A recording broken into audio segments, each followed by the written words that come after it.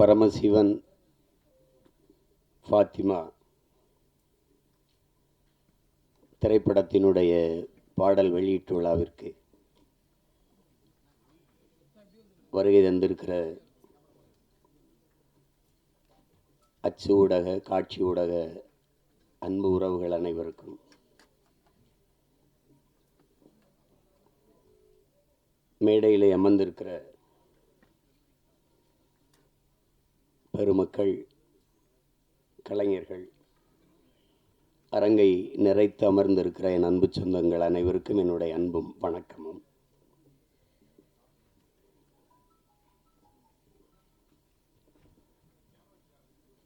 பாடல் வெளியீட்டு விழா என்றாலே இசையமைப்பாளர் தான் அதனுடைய நாயகன். ஒரு சிறு வயது மிக நேர்த்தியாக அந்த இசையை கேட்கும்போதே ஒரு உற்சாகம் பிறக்குது. நான் என்னுடைய தம்பி கார்வனன்ட்டு கூட சொல்லிகிட்டு இருந்தேன். ரொம்ப நல்லா இசையமைச்சிருக்கிறார். அது குறிப்பாக அந்த திருமண விழாவில் நடக்கிற வந்திருக்க அந்த பாட்டும் சரி, சிவனடியார்கள் ஆடுகிற அந்த பாடலும் சரி, மிக செறிவாக அந்த பாட்டை தந்திருக்கிறார். அதுக்கப்புறம் கேட்டால் அவர் பின்னணி இசையுமே ரொம்ப திறம்பட செய்திருக்கிறதா சொன்னாங்க. அப்படி ஒரு இளம் வயதில் இவ்வளவு திறமை மிக்க ஒரு இசைக்கலைஞரை பார்ப்பது ரொம்ப வியப்பாகவும் பெருமையாகவும் இருக்குது. தம்பி தீவன் சக்கரவர்த்திக்கு என்னுடைய அன்பும் வாழ்த்துக்களும். பாடலுக்கு மெட்டுக்கு எழுதுவது என்பது ஒரு எவ்வளவு கடினமானது என்பது தெரியும். அதில் என்னுடைய தம்பி ஏகாதேசி ரொம்ப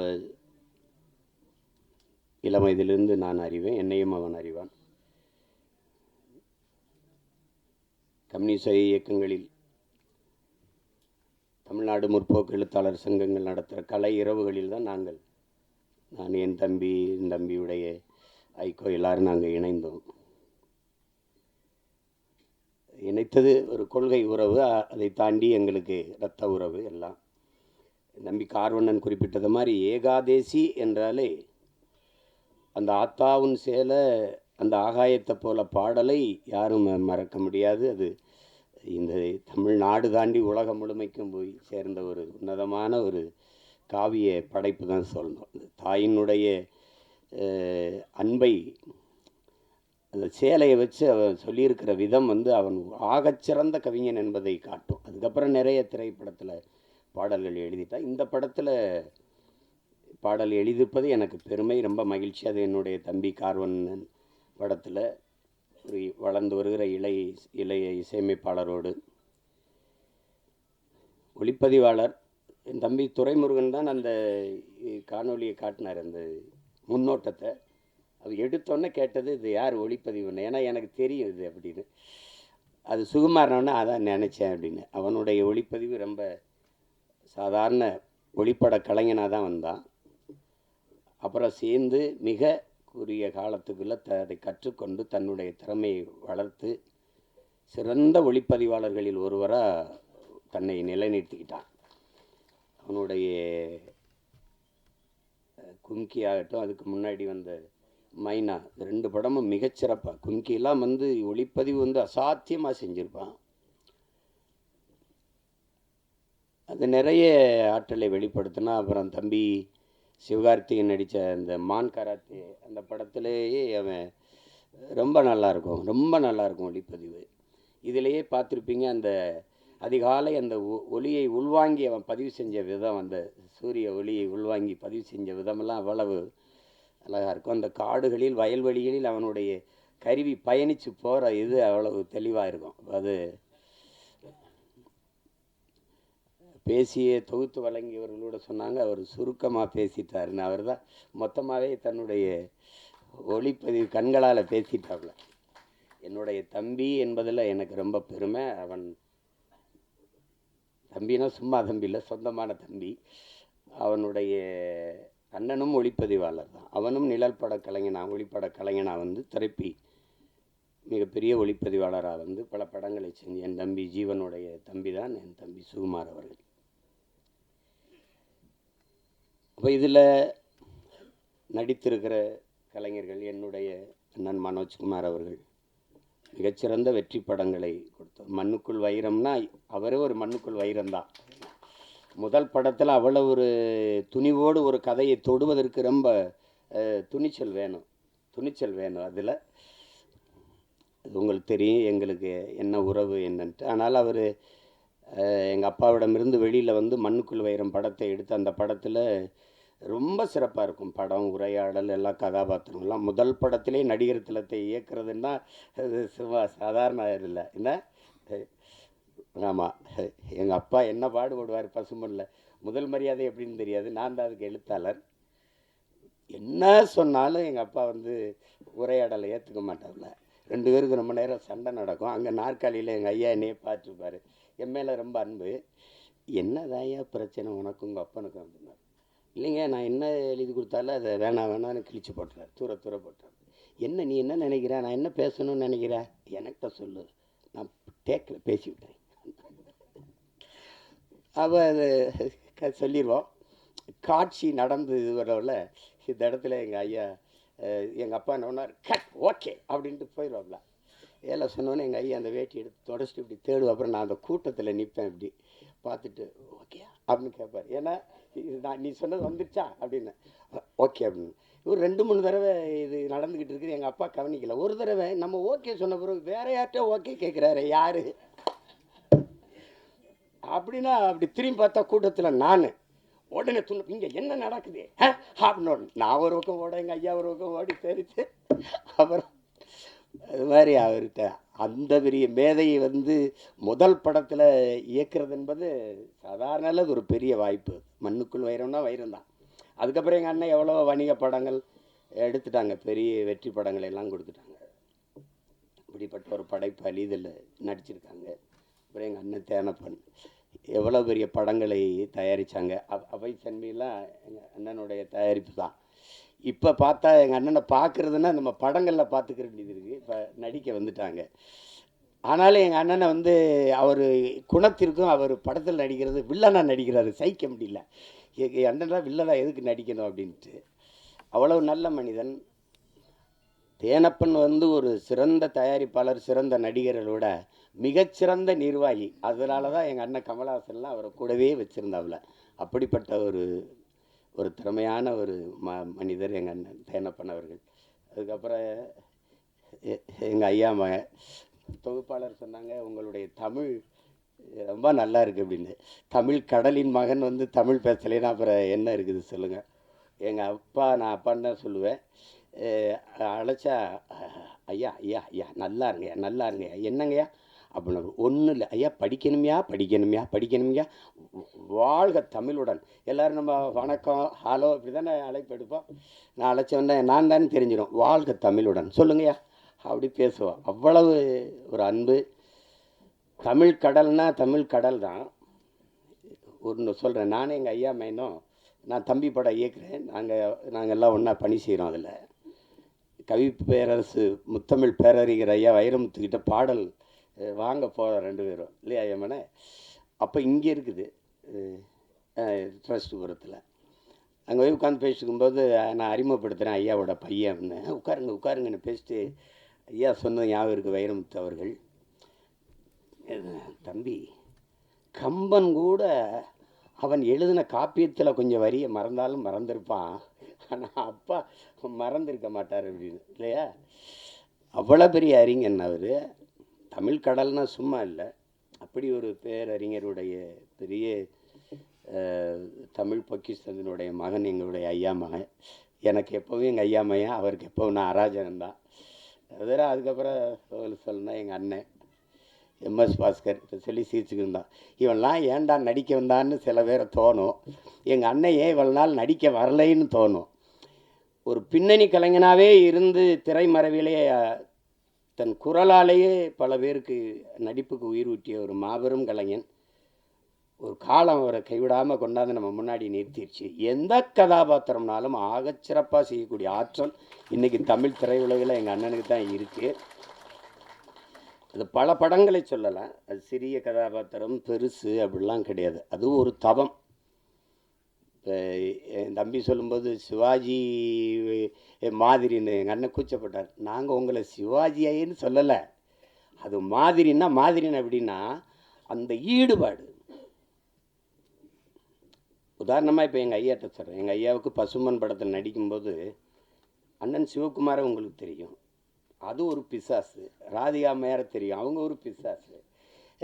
எல்லாருமே மிகச்சிறந்த கலைஞர்கள், அந்த திரையை வந்து உயிராக நேசிக்கிற ஒரு கலைஞர்கள். இது எங்கள் அப்பா, அப்போ கண்ணன் ஐயா ஒளிப்பதிவு எல்லாம். இப்போ இவங்க என்னன்னா எப்போ படப்பிடிப்புனாலும் அதிகாலையில் ஒரு 5 மணி, அதிகாலையில் ஒரு 4 மணி, அப்படி வச்சா இங்கேருந்து வண்டி போய் நாங்கள்லாம் நிற்கும்போது ஒரு நாற்காலியை போட்டு ஒரு ஆள் உட்காந்துருக்கோம். அது யாருன்னா எங்கள் ஐயா நடிகர் திலகம் அவர்கள் உட்கார்ந்துருப்பாங்க. தினம் கூச்சப்படுவாங்க, என்னடா நம்ம இவ்வளவு முன்னாடி வந்தோம், அதுக்கு முன்னாடி வந்து உட்காந்துருக்காரடா அப்படின்னு நினச்சி இவங்க எல்லாம் கூடி பேசுகிறாங்க. நாளைக்கு எப்படியாவது நம்ம சீக்கிரம் அவருக்கு முன்னாடி ஒரு 5 நிமிஷமாக அது முன்னாடி வந்துடணும்ன்ட்டு. புரியுதா உங்களுக்கு? எல்லாரும் பேசி வச்சு வரும்போது அதே மாதிரி முன்னாடி நாற்காலி போட்டு உட்காந்துருக்காப்புல. என்னடே ஐயோக்கிய பிள்ளைலாம், எனக்கு முன்னாடி நீங்கள் வந்துடுவீங்களா அப்படின்னு. அந்த இதில் இத்தனை படம் நடித்தோம், அந்த ஈடுபாடு, அந்த முனைப்பு, அந்த ஆர்வம், ஒரு துளியும் குறையாத ஒரு மகனை நம்ம பார்க்கவே முடியாது திரையுலகில். அது மாதிரி இப்போ எங்கள் அண்ணனுக்கு என்னென்னா எந்த கதாபாத்திரம் கொடுத்தாலும் அந்த அர்ப்பணிப்பு முழுக்க உள்வாங்கி அந்த கதாபாத்திரத்தின் தன்மையோடு இணைந்து வெளிப்படுத்துகிற ஆற்றல் இன்றைய தலைமுறையில் எங்கள் அண்ணன் எம்எஸ் பாஸ்கருக்கு இணையாக யாரும் இல்லை. அது சின்ன இப்போ நீங்கள் அண்மையில் இப்போ ஓடிக்கொண்டிருக்கிற டூரிஸ்ட் ஃபேமிலி அந்த படத்தை பார்த்தீங்கன்னா கூட அந்த அந்த பையனை தம்பி சசியை வந்து இவர் கொடுமைப்படுத்துகிறாருங்கும்போது நம்ம கோபமாக வரும். அவள் வந்து நிற்கும்போது அவன் நான் கேரளா மலையாளின்னு சொன்னது இல்லை, நான் இலங்கையிலேருந்து வந்திருக்கேன், தமிழன்னொன்னே சாவியை தூக்கிவிட்டு வண்டிடு சேவ் பண்ண போகணும் அப்படின்னு வரல. அது வந்து இங்கிலீஷ் நடிகை. என்ன இங்கிலீஷ் நடிகை? எங்கள் அண்ணன் கருப்பாக போயிட்டானே ஒழி, அவன் இங்கிலீஷ் நடிகனுக்கெல்லாம் பெரிய நடிகன், மிகப்பெரிய கலைஞன். அவனுக்கு ஒரு வரம் வந்துருப்பாருங்க, தாத்தா காமராஜுக்கு குரல் பதிவு கொடுத்த கலைஞர். அது எவ்வளோ பெரிய இது, எப்படி சிலர் வருது இதெல்லாம். இன்னும் எனக்கு நான் ஒரு தாய் வந்து குழந்தையோட வந்து, ஐயா என் புருஷன் இப்படி போலீஸ் பிடிச்சிட்டு போயிடுச்சா, ஏன் பிடிச்சிட்டு போனாங்க, சும்மா பிடிச்சிட்டு போயிருக்க மாட்டாங்களே, இல்லை சாராயம் தானே, பார்த்தியா சாராயம் தானே, ஐயா என் குடும்பம் கிடமா அதுனா சேச்சே போப்போ அதெல்லாம் கொலகார போய் கொலை பண்ணால் அவனை மன்னிக்கலாம், ஒரு குடும்பம்தான் போகும், சாராயம் வச்சா தான் ஊரே நாசமாக போயிடும், போப்பா உடனே மன்னிக்க முடியாது அப்படிம்பாரு. அதெல்லாம் அது அந்த அவர் என்ன உடல் மொழியில் நடித்தாரோ அதே அளவுக்கு தன்னுடைய குரல் வளர்த்தால் குரல் நடிப்பில் போய் பொருத்தி பேசுறதுங்கிறது, குரல் கலைஞர்கள்ங்கிறது சாதாரணம் கிடையாது. அப்படி எண்ணற்ற படங்களுக்கு உயிர் கொடுத்த மகன் இன்றைக்கி திரையில் நம்ம பார்க்குறோம். நானே எங்கள் ஐயா மேனும் பேசிக்கிட்டு இருந்தாலும் ஒரு 15-20 வருஷத்துக்கு முன்னாடி வந்திருக்கக்கூடாதா அப்படின்னு. அது அவ்வளோ பெரிய அற்புதமான ஒரு கலைஞன் எம்எஸ் பாஸ்கரன் தான். அவர் இந்த படத்தில் நடிச்சிருக்கிறார், அது என் தம்பியோட இயக்கத்தில். இப்போ என்கிட்ட கேட்குறாரு, நீ ஏன்டா எனக்கு வாய்ப்பே கொடுக்கல, நான் படம் எடுக்கிற நிலைமையிலையான்னா இருக்கிறேன் எடுத்து. அதுக்கப்புறம் என்னுடைய தம்பி விமல், நாங்கள் அவனை கதாநாயகனாக பார்க்குறதில்ல, எங்கள் குடும்பத்தில் ஒரு இளைய தம்பி அவன். எங்களுக்கு எல்லாருக்கும் அப்படி தான், அவன் மேலே நாங்கள் எல்லோரும் பேரன்பு வச்சுருப்போம். எங்கள் குடும்பங்கள் இருக்கிற எல்லா நிகழ்வுலையும் அவன் இருப்பான். அப்படி செல்ல தம்பி அவர். அவனுடைய வெற்றி, அவனுடைய வளர்ச்சியில் எங்களுக்கெல்லாம் பெரும் ஆர்வமும் பெரும் மகிழ்ச்சியும் இருக்குது. இன்னும் அவனுக்கு களவாணி மாதிரி படம் வரணும், இருந்தாலும் அவனுக்கு வாகை சுடவா மாதிரி படம் நிறையா வரணுங்கிறதான் என்னுடைய இது. அந்த படத்தில் என் தம்பி சர்க்குணமும் இன்னும் அவனுக்கும் அந்த மாதிரி ஒரு படம் வரணும், என் தம்பி விமலுக்கும். அவ்வளவு சிறந்த ஒரு படம், அது பல விருதுகளை எல்லாம் வென்றது. ஒரு வாழ்வியலை அந்த வறண்ட நிலப்பகுதியில் வாழ்கிற செங்கல் காலவாயில் இருக்கிற அந்த மக்கள், அந்த பிள்ளைகளின் கல்வி, எவ்வளோ சிறந்த படைப்பில் நடித்து அந்த தம்பி இதில் கதாநாயகன் நடிச்சிருக்கிறார். சாயா அவங்க எங்கள் அண்ணன் பொண்ணு, அவங்க மறந்துருப்பாங்க. ஒரு தடவை எங்கள் அண்ணன் மகள் நடிச்சுக்கிட்டு இருக்காவா அறிமுகப்படுத்தினார், யார் கண்ணன். நாங்கள்லாம் ஒரே குடும்பம், அதில் நம்ம வீட்டு பொண்ணு நம்ம படத்தில் நடிச்சிருக்கிறது பெருமை. அடுத்து சேஷாஸ்விதா அவங்க கேட்டேன், அவங்க பேர் கனிமொழின்னாங்க, அவங்க இப்போ சேஷ்வதா ஏதோ பேரை மாற்றி வச்சுருக்காங்க. தமிழ் எப்படி அழியுதுன்னு கேட்டிங்கன்னா இப்படி தான். கனிமொழின்னு ஒரு பேரை மாற்றி வைக்கிறது அப்படி தான். என்ன பண்ணுறது, ரெயின்போன்லேயே தமிழில் எழுதுங்கன்னு சொல்கிற நிலமையில இருந்தால் அதெல்லாம் நம்ம மொழியில் பேர் வச்சுக்கிறது கூச்சப்பட வேண்டியது இல்லை. நீங்கள் நல்ல பேர், அதெல்லாம் உங்கள் பேர் கனிமொழி அவர்கள். அடுத்து என்னுடைய தம்பி குருல் சுரேஷு, என் மண்ணுக்காரன், என் மேலே பெரிய பாசம் கொண்டவன். என்ன மனசில் பட்டதை கூச்சமெல்லாம் பேசுவான். அது மற்றவங்களுக்கு வெறுப்பாக இருக்குது. இப்போ என்னையெல்லாம் பார்த்தா சில பேருக்கு அருவறுப்பாக இருக்குது, வெறுப்பாக இருக்குது. என்னத்தையோ பேச்சு கிடக்கிறாப்புல இருந்தால் அப்படின்னு. அது மாதிரி தான் அது அவனுடைய இயல்பு. அவனுக்குள்ள நல்ல ஒரு மனிதன் இருக்கான், நல்ல மனிதாபிமானம் இருக்குது. இரு உட்காரு. சிவன் கைகட்டி நின்னா சரியா இல்லை. என் பாட்டன் ஆதி பெரும்பாட்டன் கைகட்டுறது சரியா இருக்குது. அதுக்கப்புறம் விஆர் அவர், விமல் அவர், நீங்கள் நல்லா வரணும், நல்ல உடலை நல்லா பேண்டுறீங்க, உங்களுக்கு பாராட்டு. நீங்கள் அதை தொடர்ச்சியாக செய்யுங்க. இன்றில் என்றாவது சரியான வாய்ப்பு வந்துடும். என் தம்பி அருண் விஜய் தெரியுமா, ஒய்எம்சியில் நாங்கள்லாம் பயிற்சி எடுப்போம். அப்போ அவன் நல்லா உடலை வச்சுருப்பான். வாய்ப்பு சரியாக வரலை. நான் சொன்னேன், நீ இதை மட்டும் சரியாக செஞ்சுக்கிட்டே இரு, ஒரு நாள் நீ சரியான இடத்துக்கு வந்து வென்றுவாங்க. அதே மாதிரி அவனுக்கு படம் வந்து அடிச்சிட்டான். தடயம் அந்த படங்கள்லாம் வந்து குற்றம் 23 அடிச்சிட்டான். அதனால் அதை மட்டும் சரியாகுங்க. உங்களுக்கு ஒரு சான்று உட்காருங்க சார். எனக்கு எங்கள் அண்ணன் சரத்குமாரை நான் அண்ணன் தான் கூப்பிடுவேன். நாங்கள் ரொம்ப நெருக்கம். விண்ணூர்தி நிலையத்தில் சந்தித்தோம். இப்போ பொன்னியின் செல்வன் வெளியாயிடுச்சு. வணக்கம் இந்த வயசில் ஐஸ்வர்யா ராய் ஜோடி கேட்குது அப்படின்னு. டே உனக்கு பொறாமேடா. அவர் சார் டே உடலை நல்லா வச்சுக்கிட்டா எந்த வயசுலையும் சாதிக்கலாம்டாங்கடல. அதை தான் எல்லாருக்கும் சொல்கிறேன். நம்பிக்கையோடு இருங்க, சாதிக்கலாம்.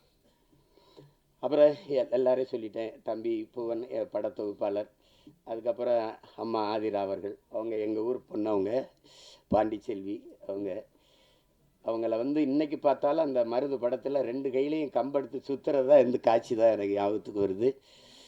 ரொம்ப அருமையான பெண்மணி. நமக்கு தமிழ் திரையுலகில் கிடைச்ச ஒரு இயல்பான முகம், இயல்பான நடிப்பை வெளிப்படுத்தக்கூடிய ஒரு திறமையான கலைஞர்.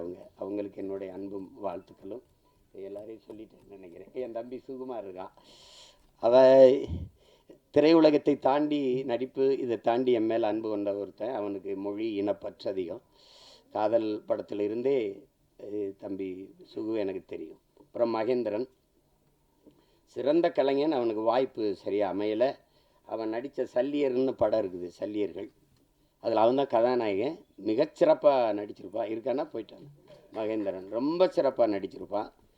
ஒரு போராளியாக வந்திருப்பான். அவருக்கு காலம் இருக்குது, எங்கே போயிருப்பது. நல்ல திறமையான கலைஞன்.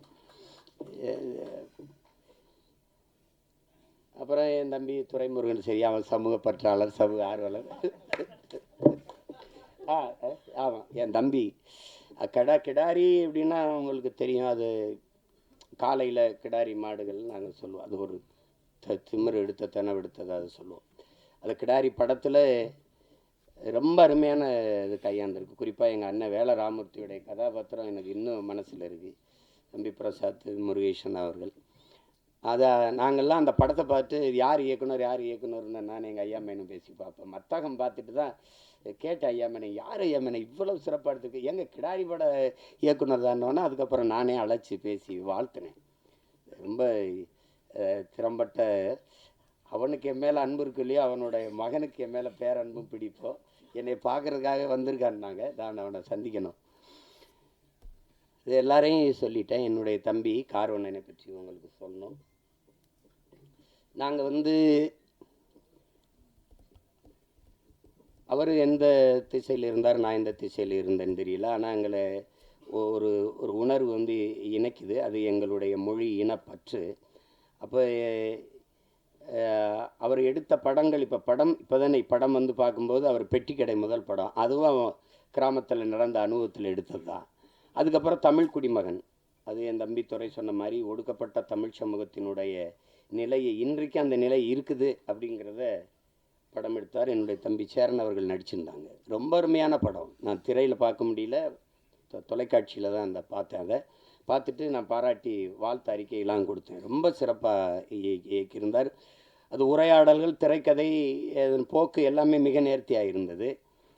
அடுத்தது இப்போ இந்த படம் வந்து மிக சிறப்பாக வரும்னு நினைக்கிறேன். அவர் தொடர்றது ஒரு பிரச்சனையை, அந்த பிரச்சனையை தொட பயந்து தான் அதை சரி செய்ய முடியாமையே போயிடுது. அது ஒரு சமூகத்தில் இருக்கிற பெரிய அவலம் தான்.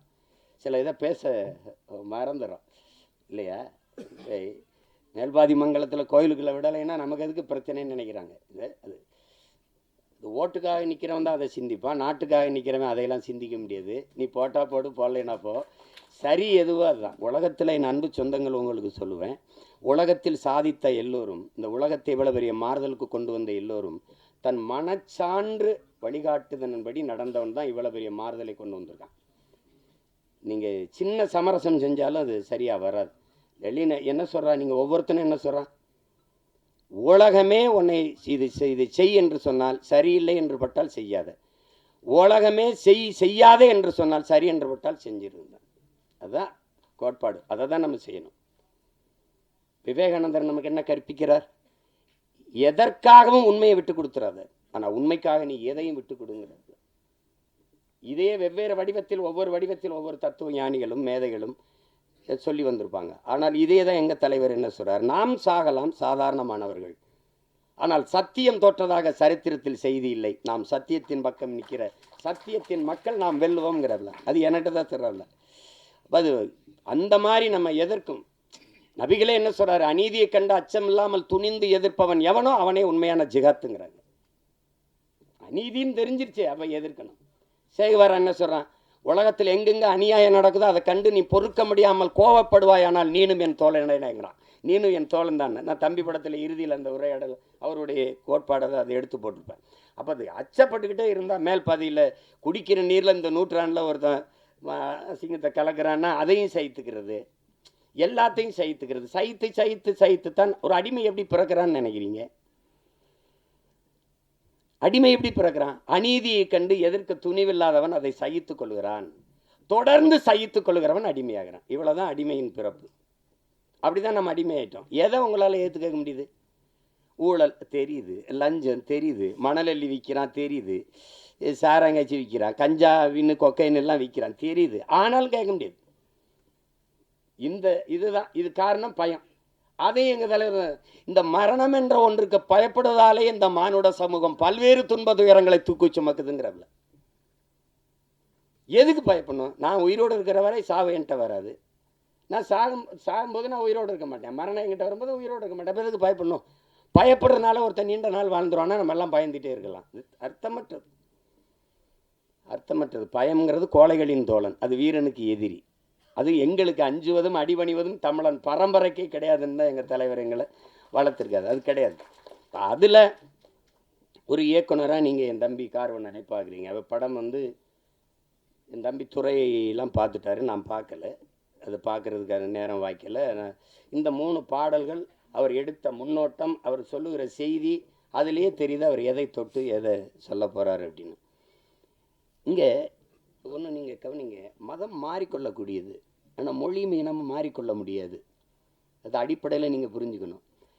மதத்தையும் தாண்டிய ஒரு புனிதம் இருக்குது, அதுதான் மனிதம். அதை யாரும் இவர்கள் தேடுவதும் இல்லை, போகிறதும் இல்லை. இஸ்லாமியருக்கு ஒன்று உயிர், கிறிஸ்தவனுக்கு ஒரு உயிர், இந்துக்கு ஒரு உயிர் என்று கிடையாது. எல்லா உயிரும் யார் மேலே கீறினாலும் ரத்தம் ஒன்று தான். ஆக மொத்தம் இப்போ நீ நானும் 10 மாதம் தான் நம்ம தாத்தா பட்டுக்கோட்டை பாடினது நிலையில் வச்சுக்கணும். இதுதான் இங்கே இருக்கிற பிரச்சனை. எல்லாருக்கும் எல்லா மதங்களையும் மனிதம் இருக்குது, எல்லா மதங்களையும் சிக்கல் இருக்குது. இதை கடந்து போய் இன்றைக்கி இந்த உலகத்தில் எல்லாரும் மனிதன் கொள்வதற்கு, இத்தனை உயிர் அழிப்பதற்கு எத்தனை விதமான ஆயுதங்களை கண்டுபிடிக்கிறான். ஆனால் அந்த ஆயுதங்களையெல்லாம் வெல்லுகிற ஒரு ஆற்றல் அவன்கிட்ட இருக்குது, அதான் பேரன்பு. அந்த அன்பால் எல்லா ஆயுதங்களையும் வீழ்த்த முடியும். அதுதான் இன்னைக்கு நீங்கள் உலகத்தில் எவன்பாடுனா புதியதொரு உலகம் செய்யும் கெட்ட போரிடும் உலகத்தை வேரோடு சாய்ப்பவன் பண்ணது எந்த ஆத்தம் புரட்சி பாவலன் தான். அவனுடைய பேரனும் பேத்திகளும் கெட்ட போறனால வேரோட சாஞ்சிச்சு ஈழத்தில். அதானே அது சிக்கல். அந்த மாதிரி நேரத்தில் இறுதி போர்க்கட்ட சூழலில் என் தலைவன் இருந்து நான் வந்த பிறகு தொடர்ச்சியாக பேசி சிறைப்படுத்தப்பட்டேன். யாருமே என்கிட்ட நெருங்க பயந்தாங்க. 1 ஆண்டுகளுக்கு மேலே சிறையிலே இருந்துட்டேன். அப்போ அந்த நேரத்தில் ரொம்ப சோர்வு. அப்போ என்னை தேடி ஒருத்தர் படம் எடுக்கணும்னு வர்றாருல, ஒருத்தர் வரார். வந்தவர் அவர் அதுக்கு முன்னாடி 2 படம் எடுத்துருக்காரு. வந்து என்னோட வந்து படம் எடுக்கணும் வந்தோடனே அந்த மனநிலையில் படம் இருக்கலாம். ஆனால் என்னோட வந்தது அவர் ஆறுதலாக இருந்தது. அப்போ பேசும்போது அது காரணம் வந்து அவர் சொன்னார் மாதிரி நான் கத்தி கதறி வெடித்து இந்த தம்பி உதாரணமாக இந்த ஈழப்படுகொலை எப்போ பேசி பேசி சிறைப்பட்டவள அது கவனிச்சிருக்காரு ஒருத்தர் இப்படி பேசிட்டு இருக்காருன்னு அந்த ஈர்ப்பு அவர் திருநெல்வேலி இருக்காரு, நான் சிவகங்கையில் இருக்கேன். எங்கள் 2 பேரையும் வந்து சேருது, ஒரு இடத்துல சேர்க்குது.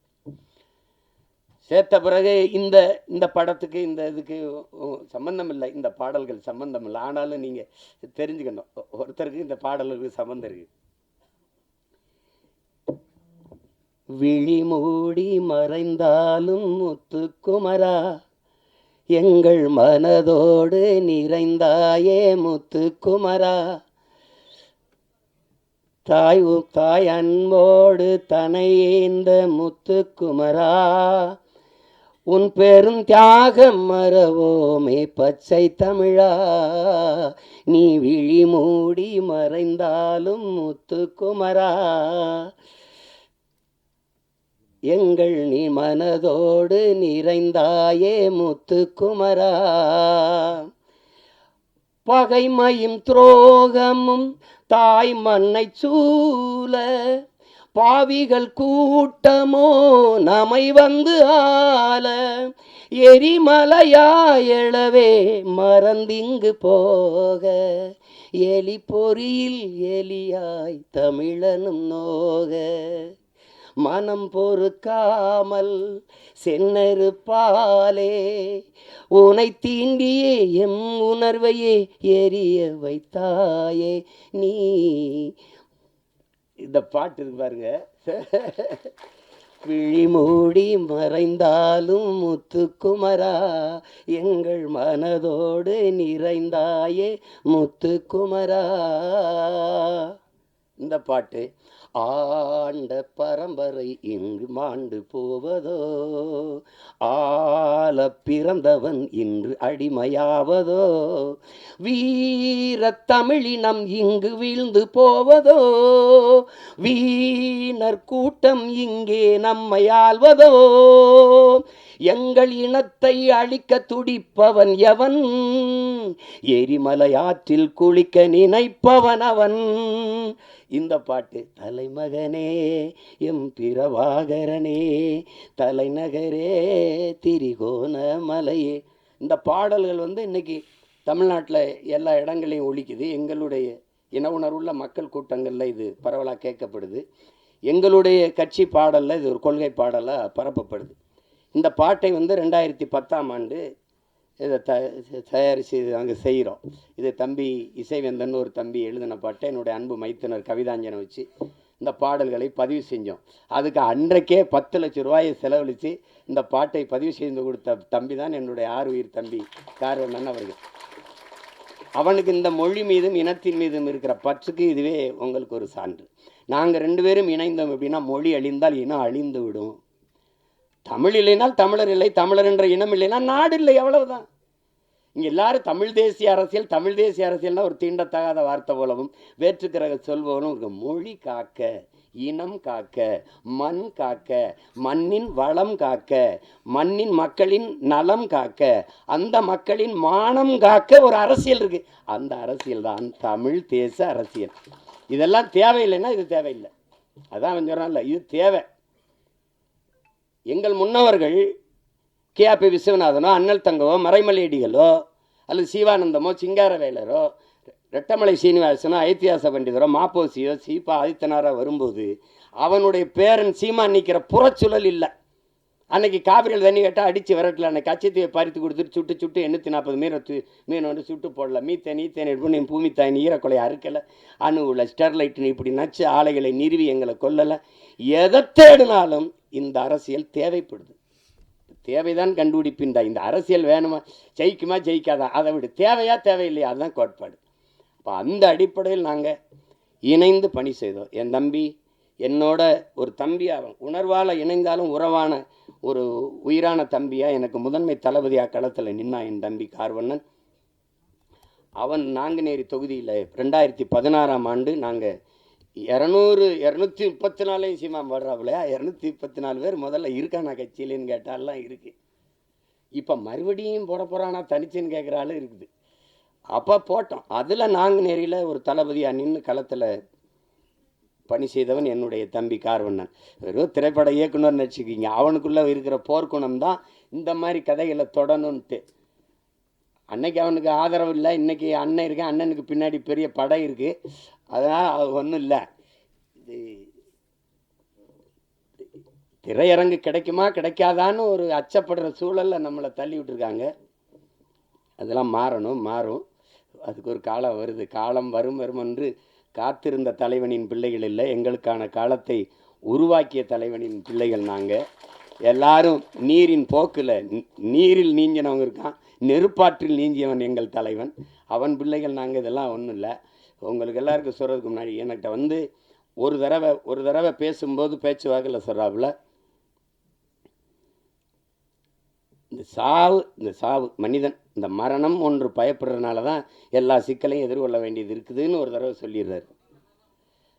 திருப்பி தம்பி போகிறான் திருப்பி அப்படிங்கும்போது ஒரு தடவை சொல்கிறார், சாக துணிஞ்சிருங்க, எல்லாம் உங்களுக்கு சாதாரணமாயிருன்ட்டு. ஏன்னா சாக பயந்தவன் தரித்திரமாகிறான், சாக துணிஞ்சவனே சரித்திரமாகிறான். சான்று சாக்ரட்டிஸ் மரண தண்டனை விதிச்சாச்சு, அது குப்பியில் வந்து விஷத்தை ஊற்றி வச்சாச்சு, 1 மணி நேரம் கழித்து குடிக்கலான்றான். யார்? விஷத்தை ஊற்றினவன். வச்சு கை எடுக்கிறத எடுத்து குடிச்சிடறவில்ல, சாவுக்கு பயப்படல. 1 மணி நேரம் கழித்து குடிக்கலான்றான், உங்களுக்கு அவகாசம் கொடுக்குறவன், எடுத்து குடிச்சிடறவில்ல. அதனால தான் அவன் சரித்திரத்தில் அவனுக்கு இடம். உங்களுக்கு புரியுதுன்னு நினைக்கிறேன். பகத்சிங் வந்து மன்னிப்பு கடிதம் எழுதி கொடுத்தா விட்டுறேங்கிறான் தூக்கு சண்டனையில். ஆளுநருக்கு கடிதம் போகுது, பகத்சிங் அனுப்புகிறான். மன்னிப்பு கடிதம் தான் பகத் கேட்டான்னு நினச்சி பிரிக்கிறாவில். பிரித்தா பைத்தியக்காரா, நீ தூக்கில் போட சொல்லியிருக்க, அதை ஏற்க முடியாது, நான் உனக்கு அரசியல் போர் செஞ்சுருக்கேன், அதனால் என்னை துப்பாக்கியில் சுட்டு கொள்ளு, இல்லைன்னா பீரங்கி வச்சு என் நெஞ்சை பிளந்து கொள்ளு, தூக்கில் போடாத. ஏன்னா வந்து அப்படி தான் உங்களுக்கு. அதை படிச்சுட்டு அவனுக்கு வேர்த்திருச்சு, மிரண்டுட்டான். அதனால தான் சரித்திரத்தில் அவனுக்கு இடம். உங்களுக்கு புரியுதுன்னு நினைக்கிறேன். இவன் வந்து நண்பர்கள் சொல்கிறாங்க, பகத் நீ வெளியில் வா, நம்ம வந்து இன்னும் வீரியமாக போராடலாம், ஒரு மன்னிப்பு கடிதம் தானே எழுதி கொடுத்துட்டு வந்துருன்ட்டு. பகத் சொல்கிறான், எல்லாரையும் போல தான் எனக்கும் வாழணும்னு ஆசை இருக்குது, ஆனால் நான் வெளியில் வந்து வீரியமாக போராடுவதை விட இந்த மரண கயிற்றை துணிஞ்சு முத்தமிட்டேன்னா பகத்தை போல வீரமிக்க மக்களை இந்த மண்ணின் விடுதலைக்கு பெற்றுத்தர வேண்டும் என்று எண்ணற்ற தாய்மார்கள் விரும்புவாங்க, அதனால் நான் இந்த தூக்கு கயிறை முத்தமிடுறேன்ட்டு. ஆனாலும் பகத்துக்கு அந்த வீரமிக்க மரணத்தை வெள்ளக்காரன் தர சரியா இல்லை, சம்மதிக்கலை. தூக்குதான்ட்டான். தூக்கில் போடும்போது அவன் கேட்குறான், நீ ஏன்டா அந்த காலத்தை ஏன்டா நீ வந்து துப்பாக்கியில் சுட சொன்ன, ஏன் பீரங்கில் சுட்டு கொள்ள சொன்ன? இல்லை, என் உடலிலிருந்து கடைசி உயிர் துளி பிதுங்கி வெளியேறுகிற வரை என் தாய்நிலத்தை என் கால்கள் தொட்டுக்கொண்டே இருக்கணும், அதுக்கு தான் நான் என்னை துப்பாக்கியில் சுடுன்னு சொன்னேன்றான். திருப்பி தூக்கில் போடும்போது அந்த கருப்பு அங்கி போட்டு மூடுவான்ல, பிளாக் மாஸ்க்கு, 2 பேர் தான் எடுனவன், ஒன்று பகத்சிங், இன்னொன்று சதாம் ஹுசேன். உங்களுக்கு தெரியும் நினைக்கிறேன். எடுறான்ட்டான் பகத்சிங், அந்த கருப்பு துணியை எடுறான்ட்டான். எடுத்துகிட்டு போட சொன்னேன். ஏன்னா அந்த விழி பிதுங்கி என் உயிர் வெளியில் கசிந்து போகிற கடைசி நொடி வர துளி வர என்னுடைய கண்கள் என் தாய் மண்ணை பார்த்துக்கிட்டே சாகணும்டான்னா. அதனால தான் பகத்சிங் இன்னைக்கு வந்து நம்ம சரித்திரத்தில் இருக்கான். சேகுவேராவை சுடுறதுக்கு எதிரி நிறுத்தும்போது இப்படி குறி வைக்கிறான். அப்படி குறி வைக்கும்போது, டியர் காம்ரேட், நீங்கள் என் நெத்திக்கு குறி வைக்கிறீங்கன்னு நினைக்கிறேன், கொஞ்சம் இடது பக்கமாக வாங்க, இப்போ சுடுங்கன்ட்டான். அதனால தான் சேகுவேராவுக்கு இடம் உங்களுக்கு. அப்போ மரணத்துக்கு பாய்ந்தவெல்லாம் உங்களுக்கு விவேகானந்தர் சொல்கிறார்ல, வரலாற்றில் எப்போதும் வீரர்களுக்கு தான் இடம், அடிமைகளுக்கு இடம் இருந்திருக்கு, ஏன் ஏழைகளுக்கு கூட வரலாற்றில் இடம் இருந்திருக்கு, கோழைகளுக்கு ஒருபோதும் வரலாற்றில் இடம் இருந்தது இல்லை. அதனால் இதுக்கெல்லாம் பயந்தா ஒன்றும் இல்லை. அப்போ அந்த துணிவில் தான் என்னுடைய தம்பி இந்த கருத்தை துணிஞ்சு எடுத்து படத்தில் பதிவு செய்கிறார். அவருக்கு என்னுடைய பாராட்டுக்கள். அவன் என் தம்பிக்கு இருந்த இந்த திரையுலக மேலே இருந்த பற்று வெளிப்படுது பாருங்க. அவனே தயாரித்து, அவனே இயக்கி, அதில் ஒரு கதாபாத்திரத்தில் நடித்து, தொடர்ந்து இது தமிழ் குடிமகனும் அவருடைய தயாரிப்பு தான், அவருடைய இயக்கத்தில் இது பண்ணியிருந்தார். இப்போ அந்த முயற்சியை நான் முழுக்க பாராட்டுறேன். என் தம்பி கார்வண்ணனுடைய படைப்பு என்பது என்னுடைய படைப்பு, நானே இயக்கியது போல் ஒரு மகிழ்ச்சி, எனக்கு ஒரு உற்சாகமும் ஒரு பெருமையும் இருக்குது. அந்த படம் உறுதியாக வெல்லும். உலகெங்கும் இருக்கிற என் உயிர் சொந்தங்கள் என் தம்பிக்கு நல்ல ஆதரவு கொடுத்து இந்த படத்தை மாபெரும் வெற்றி படமாக மாற்றணும். அதுதான் அது. ஏன்னா அரிய படங்கள் வந்து தவிர்க்கப்பட்டது. ஒரு நல்வாய்ப்பாக இன்றைக்கி உங்களுக்கு அயோத்தி, இந்த டூரிஸ்ட் ஃபேமிலி, இந்த மாதிரி படங்கள்லாம் வந்து மக்களால் ஏற்கப்பட்டுருச்சுங்கும்போது மனசு ஒரு நிறைவாக இருக்குது. இப்போ என் தம்பி சூரியோட மாமன் இதெல்லாம் நல்லா ஓடுதுங்கிறாங்க. கேட்டுக்கிருவேன் ஒவ்வொரு தடவையும். ஐயா மேன் அது பார்த்தீங்களா, ஐயா மேனை பார்த்தீங்களா, நாங்கள் 2 பேரும் அராஜகம் இந்த மலையாளத்தில் ஒரு படம் வந்திருக்கு, அது அதில் இருக்கு, ஓடிடியில் பார்த்துருங்க அப்படின்னு. அப்படி அந்த மாதிரி நாங்கள் ஒருத்தருக்கு ஒருத்தர் பரிமாறிக்கிறது. ஏன்னா இவங்கெல்லாம் சொல்கிறாங்க, நீங்கள் வேறு தளத்துக்கு போயிட்டும் இதை நேசின்னு. காதலித்த பொண்ணு வேற ஒருத்தனை கல்யாணம் பண்ணிட்டு போனாலும் நல்லா இருக்கணும்னு வாழ்த்துற மாதிரி தான் இது. இது ஒன்றும் செய்ய முடியாது.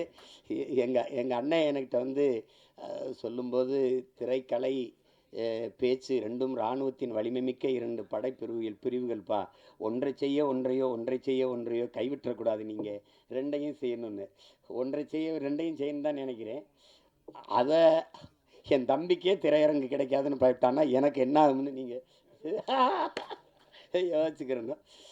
அது கடினம். அதனால் படம் எல்லா தம்பிகளும் எடுக்கிறாங்க, படை கட்டத்தான் பெரிய யாரும் இல்லை. அதனால் இந்த வேலையே எனக்கு சரியாக இருக்குது, என் தம்பிகள் அதை செய்யட்டும். ஆனால் இதை பார்த்து ரசித்து வாழ்த்துறது அது என்னுடைய பொறுப்பு. இங்கே என் தம்பி கார்வன் சொன்னால், நம்மளை நாம் பாராட்டலை யாருன்னு இல்லை, அது சொல்லி சீசர் சொல்கிறான், நீ வந்து அடுத்தவன் உன்னை எந்திரிச்சு உன் தகுதியை பாராட்டுற வர பொறுத்திருக்காதரா, நீயே எந்திரிச்சு பேரறிவிப்பு செஞ்சிரு, நான் ஆக சிறந்தவன் அப்படின்னு சொல்லிடுன்றான். அதனால் இப்போ எங்கள் அண்ணன் எம்எஸ் பாஸ்கரை நாங்கள் பாராட்டலாம், யார் பாராட்டுவா? இப்போ என் தம்பி கூல் சுரேஷ் அவனே பேசிட்டான். ஆனால் நீங்கள் என்ன நினைக்கிறீங்க, அவனை பைத்தியக்கார மாதிரி பார்க்குறீங்க. இதுதான் பிரச்சனை. எங்கள் அப்பா இங்கே பாருங்கள், எங்கள் அப்பாட்ட இங்கே பாருங்கள், பசும்பன் படத்துக்கு பாட்டு இசைக்கிறது முதல்ல ரகுமான் அவர்கள் தான் இசை. அவன் 2 பேரும் வண்டியில் போயிட்டுருக்கேன், எங்கள் அப்பாவே வண்டி விட்டு அதில் வந்து சொல்லுக்குள் வார்த்தையை சுருக்கி வைக்கும் சூத்திரதாரி கண்ணனுடைய ஆகாயத்தின் மறுபக்கத்தையும் அவருக்கு பார்க்க இப்படி வருது, விருப்பி எழுதி. அப்பா இப்படி நம்மளை நாமளே பாராட்டி பேசிக்கிறது நல்லாவாப்பா இருக்குது. கேட்குறவங்க ஒரு மானே, நம்மளை நாமே பாராட்டிட்டா தான்டா, வேற எவனும் நம்மளை பாராட்ட மாட்டான்டா. அப்போத்தான் நான் முடிவு பண்ணேன், நீங்கள் ஓடும்போது எவனும் உற்சாகப்படுத்த கைதட்டலாம், நீங்களே கைதட்டிகிட்டே ஓடிட வேண்டியதுதான், வழி கிடையாது. உங்களை நீங்களே உற்சாகப்படுத்திக்கிறணும். இல்லைன்னா யாருமே பாராட்டணும் இந்த சமூகம் முன்னாடி வரவனுக்கு தான் கைதட்டும், 3வது வரவனுக்கு கைதட்டாது. அவன் சொல்கிறான்ல, முன்னாடி வந்தவனுக்கு 1வது வந்தவனுக்கு கைதட்டுற, அவன் வெற்றி கழிப்பிழப்பா, நீ கைதட்டுறதே அவன் காதில் விழாது. ஆனால் 3வது வந்தவன் முதுகில் தட்டி கொடு, அவன் மரணம் வரைக்கும் உன்னை மறக்க மாட்டாங்கிறான். அதான் முக்கியம். அதனால் நம்ம பிள்ளைகளுக்கு ஒன்று இருக்குது, தோல்விங்கிறது ஒரு பெரியது. தோல்வி தான் வெற்றியின் தாய். தோல்வியே சொல்லுது, என்னையை தொட்டு விட்டு போனவன் தோற்றதாக வரலாற்றில் செய்தி இல்லைன்னு, இல்லையா? எளிதில் வென்றவனின் இதயம் மலரை விட மெல்லிதாக இருக்கும், தோற்று வென்றவனின் இதயம் இரும்பை விட கடினமாக இருக்குன்றான். அதனால் அது ஒரு சிக்கல் இல்லை. இந்த படத்தை பொறுத்த வரைக்கும் அதில் என் தம்பி அவன் சொல்ல வந்த செய்தி, அதை எடுத்துக்கிட்ட செய்திக்கே ஒரு பாராட்டு, அந்த துணிவுக்கு ஒரு பாராட்டு. இல்லைன்னா நீ சீமானின் தம்பியாக இருந்து பயனே கிடையாது. அதனால் உனக்கு பாராட்டு. உலகமெங்கும் இருக்கிற நம் உயிர் சொந்தங்கள் நல்ல திரைப்படத்தை ரசிக்கக்கூடிய, ஏற்று பாராட்டக்கூடிய, கொண்டாடக்கூடிய மக்கள், இங்கே நல்ல திரைப்படங்களை கொண்டு போய் சேர்த்த செய்தியின் தூதுவர்கள் இருக்கிறார்கள். இங்கே ஊடக உறவுகள் எல்லாம் மதிப்புமிக்க பெருமக்கள் எல்லாம் இருக்கிறாங்க. அவர்களுக்கெல்லாம் சிறந்த படத்தை பாராட்டி கொண்டு போய் சேர்க்கணுங்கிற பொறுப்பும் கடமையும் உள்ளவர்கள். உறுதியாக இந்த படத்திற்கு பேராதரவு கொடுப்பார்கள். என்னுடைய தம்பி தன்னுடைய முழு முயற்சியில் அவரே எழுதி, இயக்கி, தயாரித்து, நடித்து, தம்பி விமல் அவரோட இளம் கலைஞர்களை எல்லாம் இணைத்து கொண்டு உருவாக்கி இருக்கிற இந்த பரமசிவன் ஃபாத்திமா இந்த படம் மிகப்பெரிய வெற்றியடைய என்னுடைய வாழ்த்துக்கள். அதிலே கலை இயக்குனராக பணிபுரிந்த என் தம்பி வீரசமர், ஒளிப்பதிவாளர் என்னுடைய தம்பி சுகுமார், குறிப்பாக இசையமைப்பாளர் தீபன் சக்கரவர்த்தி, என்னுடைய தம்பி கவிஞர் ஏகாதேசி, எல்லோருக்கும் என்னுடைய அன்பும் வாழ்த்துக்களும். என்னுடைய ஆறுயிர் இளவல் என் அன்பு தம்பி இசக்கி கார்வணன் அவர்களுக்கு என்னுடைய உள்ளம் நிறைந்த அன்பும் வாழ்த்துக்களும். படத்தின் வெற்றிக்கு என்னுடைய வாழ்த்துக்கள். உங்கள் அனைவருக்கும் என்னுடைய அன்பும் வணக்கமும். நன்றி. நன்றி. தம்பி, யாருக்கு மேடை தெரியும்ல, இது அவர் குரல் மட்டும்தான் கேட்கணும். ஓகே,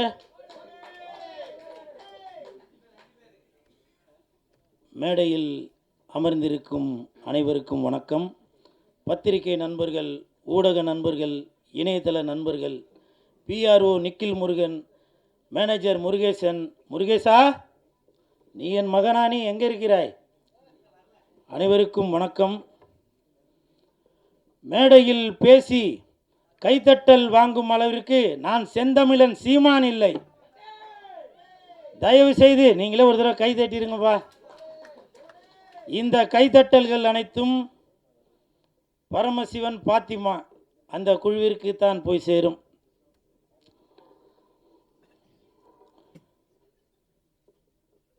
செந்தமிழன் சீமான் சார், அண்ணா வணக்கம். பரமசிவன் கழுத்தில் இருக்கும் பாம்பு கேட்டது, சீமான் சௌக்கியமா? இருக்கும் இடத்தில் இருந்து கொண்டால் எல்லாம் சௌக்கியமே, இசக்கி சொன்னது. அதில் இல்ல, இதில் அர்த்தம் உள்ளது. இயக்குனர் திரு இசக்கி கார்வண்ணன் அவர்களிடம் நான் கேட்டேன், சார் நம்ம படத்திற்கு இசை வெளியீட்டு விழாவுக்கு யார் சிறப்பு விருந்தினராக வருது அப்படின்னு. அப்போது இயக்குனர் சொன்னாங்க, 2 சிறப்பு விருந்தினர் வராங்க, ஒன்று சீமான், இன்னொன்று கூல் சுரேஷ் அப்படின்னு சொன்னாங்க. அந்த இடத்துல ஒரு திருத்தம். என்ன திருத்தம்னா, சிறப்பு விருந்தினர் என்றால் அது சீமான், சிரிப்பு விருந்தினர் என்றால் அது கூல் சுரேஷ். அதற்கு ஒரு காரணம் இருக்கு. என்ன காரணம்னா, சீமான் என்றால் எழுச்சி, கூல் சுரேஷ் என்றால் குளிர்ச்சி, நாம் தமிழருக்கு உண்டு வளர்ச்சி.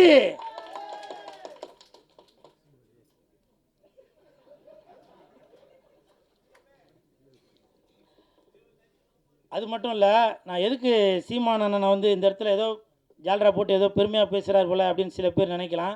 கமெண்ட்டில் சில பேர் கூட அந்த மாதிரி கமெண்ட் பண்ணிகிட்ருக்கீங்க. அதுக்கு ஒரு உதாரணம் சொல்கிறேன். இந்த பரமசிவன் பாத்திமா அந்த படத்திற்கு உண்மையிலேயே தகுதியான ஒரு மனிதர் என்றால் அது செந்தமிழன் சீமான் அண்ணன் மட்டும்தான். தமிழகத்தில் மட்டுமல்ல, இந்தியாவில் மட்டுமல்ல, உலகத்தில் உள்ள யாரை எடுத்துட்டாலுமே சரி, இந்த பரமசிவன் பாத்திமா படத்திற்கு இசை வெளியீட்டு விழாவிற்கு வரக்கூடிய தகுதியான ஒரே மனிதர் அது செந்தமிழன் அண்ணன் சீமான் அவர்கள் தான். காரணம், பாத்திமா பரமசிவன், பரமசிவன் பாத்திமா, பரமசிவன் ஆண், பாத்திமா பெண். தமிழகத்தில் 234 தொகுதிகளிலுமே புரிஞ்சிருக்கும் நினைக்க தட்டுங்க. 234 தொகுதியிலுமே சரிசமமாக ஆண் 117, பெண் 117 கொடுத்தாங்களா? இப்போ சொல்லுங்க, பரமசிவன் பாத்திமா அந்த படத்திற்கு இசை வெளியீட்டு விழாவிற்கு ஒரே தகுதியான மனிதர் என்றால் அது செந்தமிழன் அண்ணன் சீமான் அவர்கள் தான். அதே மாதிரி இந்த படத்தில் இசக்கி கார்வண்ணன் அவர்கள், இயக்குனர் அவர்கள் நிறையா டைலாக் அது நம்ம பார்க்கும்போதே நம்மளை அறியாமலே கண்டிப்பாக நீங்கள் படம் பார்க்கும்போது தெரியும் பாருங்கள், அந்த கூஸ் பம்ப்ஸ்ன்னு சொல்லுவாங்களே அது நடக்கும். காரணம், நானே அதில் சில வசனங்களை பேசியிருக்கேன், அவர் சாருக்கு சொல்லி கொடுத்தது தான். மத பிரச்சனைன்னு சொல்லாதீங்க, 2 மனிதர்களுக்குள்ள பிரச்சனைன்னு சொல்லுங்க அப்படின்னு ஒரு வசனம் வரும். ஜாதி பிரச்சனைன்னு சொல்லாதீங்க, இது ஜனங்களுக்குள்ள பிரச்சனைன்னு சொல்லுங்க அப்படின்னு சொல்லி அந்த படத்தில் வசனங்கள் வரும். அப்படி இன்று மக்களுடைய மனநிலையை புரிந்து கொண்டு அந்த படத்தை இயக்கி வசனமும் எழுதி தயாரித்து இருக்கிறாரு இயக்குனர் இசக்கி கார்வண்ணன் அவர்கள். அவருக்கு என் மனமார்ந்த நன்றி. அதே மாதிரி ஒரு வார்த்தையும் சொன்னாங்க, தலைவா இந்த படத்தில் நீங்கள் வந்து செகண்ட் ஹீரோ அப்படின்னு. அது உண்மையாக பொய்யான்னு தெரியல. அப்படி சொன்னால் தான் இவன் வந்து ப்ரமோஷன் எதுவும் பண்ணுவான் அப்படின்றதுக்காக சொன்னாங்களான்னு தெரில. இருந்தாலும் சார், இந்த படத்தில் நான் நடிச்சிருக்கேன். கண்டிப்பாக என் உடல் பொருள் ஆவி அனைத்தும் இந்த பரமசிவன் பாத்திமாக்கு கண்டிப்பாக அர்ப்பணிச்சுட்டு தான் போவேன். அதே மாதிரி படத்தின் ஒளிப்பதிவாளர் சுகுமார் சார் இந்த படத்தில் ஒளிப்பதிவை மட்டும் கவனிக்காமல் நல்ல அற்புதமான நடிப்பையும் கொடுத்துருக்காரு. எனக்கு தெரிஞ்சு அடுத்த பிரகாஷ்ராஜ் அவர்களாக வருவதற்கு நிறைய வாய்ப்பு இருக்குது. எங்கே அவர் வாங்க. எதுக்காக இது சொல்கிறேன்னா, ஷூட்டிங் ஸ்பாட்டில் சொன்னார், தலைவா அடுத்து நான் ஒர்க் பண்ணுற படத்தில் எல்லாத்துலேயும் நீங்கள் இருப்பீங்க, எல்லாத்துலேயும் இருப்பீங்கன்னாரு. 3 படம் ஒர்க் பண்ணிட்டார், இது வரைக்கும் கூப்பிட காணோம். இல்லை, இந்த மாதிரி இடத்துல சொன்னாதான், ஃபோன் பண்ணி சொன்னால் அது சரியாக இருக்காது இல்லையா? அதே மாதிரி படத்தின் கதாநாயகன் கமல் அவர்கள், இல்லை விமல் அவர்கள், இல்லை அந்த அந்த கமல் விமலுக்கு ஒரு காரணம் இருக்குது. விமல் அவர்கள், அவரை பற்றி சொல்கிறதுக்கு ஒன்றும் பெருசாக ஒன்றும் இல்லை. அதுக்கு என்ன காரணம்னா, ஷூட்டிங் ஸ்பாட்டில் அவர் உண்டு, அவர் வேலை உண்டுன்னு இருக்கார். எனக்கு தெரிஞ்சு விஜய் சார் அப்படி இருப்பார். அதே மாதிரி விமல் அவர்களும் தான் உண்டு தன் வேலை உண்டு அப்படின்னு இருக்கார். கூப்பிட்டாக்க ஷாட்டுக்கு வராரு, இல்லைன்னா போய் பேசாமல் உட்காந்துறாரு. அப்படி ஒரு அற்புதமான மீது நான் ஃபஸ்ட்டு அவர் கூட தான் அந்த படம் ஒர்க் பண்ணியிருக்கேன். ஸோ வாழ்த்துக்கள் விமல் சார், வாழ்த்துக்கள். தம்பி உன் பேர் நம்ம விஆரா? விஆர். அந்த தம்பி வந்து என் பக்கத்தில் உட்காந்துருக்கும்போது நான் எழுதிட்டு இருந்தேன், ஏன்னா என்னையும் கொஞ்சம் இப்போ நல்லா பில்டப்பாக சொல்லுங்கண்ணா அப்படின்னா. ஆனால் அவன் பேசும்போது அது சொல்லியிருக்கனால அது சொல்ல காணாம். இருந்தாலும் பரவாயில்ல, அந்த தம்பி விஆர் இந்த படத்தில் நல்லா நடிச்சிருக்கான். அந்த பொண்ணு கூடயே சுற்றின்னு இருப்பான். அவருக்கும் என் மனமார்ந்த நன்றிகளை தெரிவித்துக் கொள்கிறேன். அப்புறம் மிகப்பெரிய நன்றி இயக்குனர்களுக்கும் இசையமைப்பாளர் உங்கள் பேர் என்ன சார்? தீபன் அவர்களுக்கு என் மனமார்ந்த நன்றி. ஏன்னாக்க நான் ஆடுற மாதிரி ஒரு பாட்டு போட்டு கொடுத்துருக்கீங்க, மிக்க நன்றி. ஏன்னா என்னையும் இந்த மாதிரி ஆட முடியும் அப்படின்னு சொல்லி எனக்கு ஒரு ஒரு ஒரு பேர் ஒன்று கொடுத்து, அந்த பேர் வந்திருக்காங்களா? அதெல்லாம் வரவேணான் இருப்பீங்களா? கூல் சுலேஸ் வளர்ச்சி பிடிக்காதாப்பா? என்ன பாலா? ஆமாம் ஆமாம், சிவசிவாய. அப்புறம் இந்த படம் வந்து ஜூன் 5ஆம் தேதி தான் ரிலீஸ் ஆக போகுது அப்படின்னு சொல்லி இயக்குனர் அவர்கள் என்கிட்ட சொன்னாங்க. உடனே எனக்கு வந்து ரொம்ப கன்ஃபியூஸ் ஆகி போச்சு. ஏன்னா அன்னைக்கு தான் தக் லைஃப் படம் ரிலீஸ் ஆகுது. அப்போ நான் வந்து சார்கிட்ட கேட்டேன், சார் அன்னைக்கு தான் தக் லைஃப் படம் வருது, அப்போ கமலுக்கும் விமலுக்கும் போட்டியா அப்படின்னு கேட்டேன். ஐயோ அப்படிலாம் இல்லை சார் அப்படின்னாரு. அப்போது சிம்புவுக்கும் கூல் சுரேஷுக்கும் போட்டியா அப்படின்னா, ஐயோ அப்படிலாம் இல்லை சார் அப்படின்னாரு. நான் வந்து இயக்குனர் அவர்களிடம் ஒரு தாழ்மையான ஒரு வேண்டுகோள் ஒன்று வைத்தேன். என்னன்னாக்க, அன்னைக்கு என் தலைவன் எஸ்டிஆர் அவர்கள் நடித்த படம் வருது, அதனால் நீங்கள் ஒரு நாள் தள்ளி ஜூன் 6ஆம் தேதி வைங்க அப்படின்னு சொன்னேன். அந்த வேண்டுகோளை ஏற்றுட்டார். ஏன்னா இதுதான் என் தலைவன் எஸ்டிஆருக்கு நான் செய்யும் கைமாறு. இது வந்து பெரிய போட்டி எதுவும் இல்லை, இருந்தாலும் என் தலைவனை நான் இப்படி தான் பார்க்கணும் அப்படின்ற ஒரு எண்ணத்தில் தான் சொல்கிறேன். என்றைக்குமே வெந்து தணிந்தது காடு, வெந்து தணிந்தது காடு, சீமானனுக்கு வணக்கத்தை போடு. அப்புறம் இன்னொரு முக்கியமான விஷயம், கமல் சார், நீங்கள் வந்து உலக நாயகனாக இருந்து விண்வெளி நாயகனாக மேலே ஒரு படி போயிட்டீங்க. அந்த உலக நாயகன் அந்த பட்டம் வந்து இப்போ வெற்றிடமாக இருக்குது. என் தலைவன் எஸ்டிஆர் அவர்களுக்கு அந்த உலக நாயகன் பட்டத்தை நீங்கள் கொடுக்கணும் அப்படின்னு சொல்லி நான் தாழ்மையுடன் கேட்டுக்கொள்கிறேன். இன்று முதல் உலக நாயகன் என்றால் அது சிலம்பரசன், விண்வெளி நாயகன் என்றால் அது கமலஹாசன். விண்வெளி நாயகன் என்றால் அது கமலஹாசன், உலக நாயகன் என்றால் அது சிலம்பரசன்.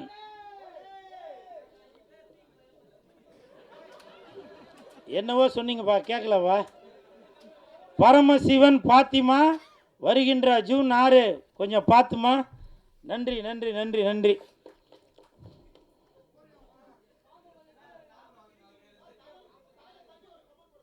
ஓகே ஓகே ஓகே அம்மா, அடுத்து ஆரம்பிச்சிடலாமா? ஓ இல்லை, நான் இந்த இடத்துல ஒரு ஒரு விஷயம் சொல்லணும்னு நினைக்கிறேன். இப்போ நிறையா பேர் நினைக்கலாம், என்னவோ அப்படி போட்டுன்னு அப்படி வந்து நிற்கிறானடா அப்படின்னு. அதை பற்றிலாம் நான் எதுவும் கவலைப்படலாங்க. இதே நான் ஒரு ஒரு படத்தில் போட்டு நான் ஆடி இருந்தால் என்ன நினச்சிப்பீங்க? சினிமாவில் காதலிச்சா ரசிக்குதப்பா உள்ளம், நிஜ வாழ்க்கையில் காதலிச்சா பறிக்குதப்பா பள்ளமா? சொல்லுங்கள். இதெல்லாம் பார்த்தா உங்களுக்கு இப்போவும் சொல்கிறேன் வேணாம் அது சொன்னால். ஏன்னா கூல் சுரேஷ் இருக்கிற இடம் எப்போவுமே ஒரு ஒரு ஒரு கலகலப்போடு தான் இருக்கணும். நிறைய பேர் கமெண்ட்டில் அது இது சொல்லுவீங்க. செந்தமிழர் அண்ணன் சீமான் அவர்கள் இருக்காங்க, அவர் சொன்ன வார்த்தையை தான் இப்போ நான் சொல்கிறேன். வேர்க்காமல் விளையாட முடியாது, விமர்சனம் இல்லாமல் வளர முடியாது. அண்ணன் சீமான் அவர்கள் சொன்னது தான். நான் அதை இன்ன வரைக்கும் அதை ஃபாலோ பண்ணிட்டு தான் இருக்கேன். சரிங்களா? நிறையா பேர் நினைக்கலாம், என்னப்பா இவர் வந்து ஏதோ கோமாளி வேஷம் போட்டுட்ருக்காரு அப்படின்னு. நான் கோமாளி இல்லைங்க, இன்னைய வரைக்கும் ஏமாளி. என்னை எத்தனை இயக்குனர்கள் ஏமாற்றிருக்காங்க தெரியுமா? எத்தனை தயாரிப்பாளர்கள் என்னை ஏமாற்றிருக்காங்க தெரியுமா? ஒரு படத்துக்கும் கதாநாயகன் கதாநாயகி அவங்க இவங்க எல்லாரையும் நடிக்க வச்சு அதை பண்ணி இதை பண்ணிவிட்டு வெள்ளிக்கிழமை மணிக்கு என்கிட்ட சொல்லுவாங்க, சார் நான் தெரியாமல் அவரை புக் பண்ணிட்டேன், தெரியாமல் இவங்களை புக் பண்ணிட்டேன் அப்படின்லாம் சில விஷயங்கள்லாம் சொல்லுவாங்க. அப்போது என்கிட்ட சொல்லுவாங்க, சார் நீங்கள் தான் வந்து கொஞ்சம் ஏதாவது இது பண்ணுங்கள், நான் உங்களை அடுத்த படத்தில் அதை பண்ணுறேன் இதை பண்ணுறேன்னு. இப்போவும் சொல்கிறேன், நான் கோமாளி இல்லைங்க, ஏமாளி. இந்த வீடியோ உங்களுக்கு பிடிச்சிருந்தா லைக் பண்ணுங்கள், கமெண்ட் பண்ணுங்கள், ஷேர் பண்ணுங்கள், சப்ஸ்கிரைப் பண்ணுங்கள்.